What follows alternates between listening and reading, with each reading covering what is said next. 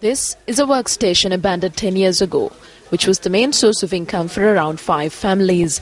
In the year 2004, 485 such workstations were actively functioning in the vicinity of the Udunura Pradeshya Sabha.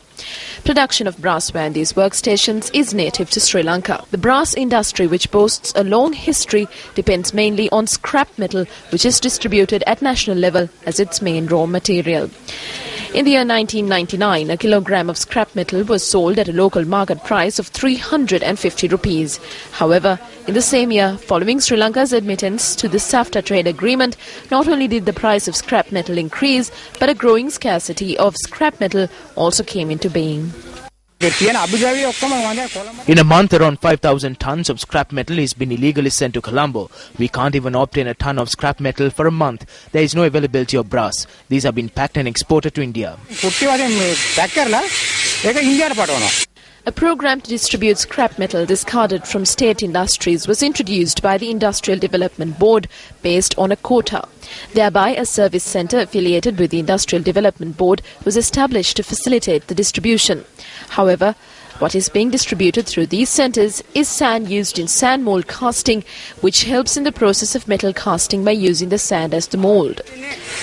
This has been politicised. This is the cause of the downfall of the brass industry. The reason is when an individual purchases scrap metal, it is then sold again to another person and they are benefited on a personal level.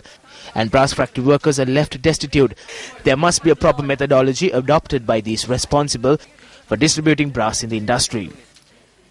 The era of the civil war in the country could be identified as one in which a large stock of scrap metal was obtained, notably through metal left behind at the end of heavy shelling.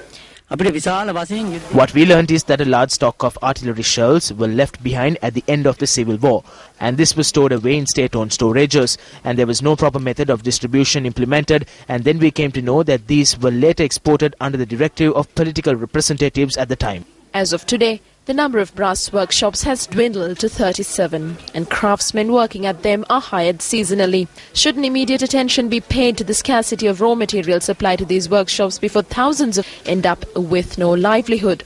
Chairman of the Industrial Development Board, this is over to you.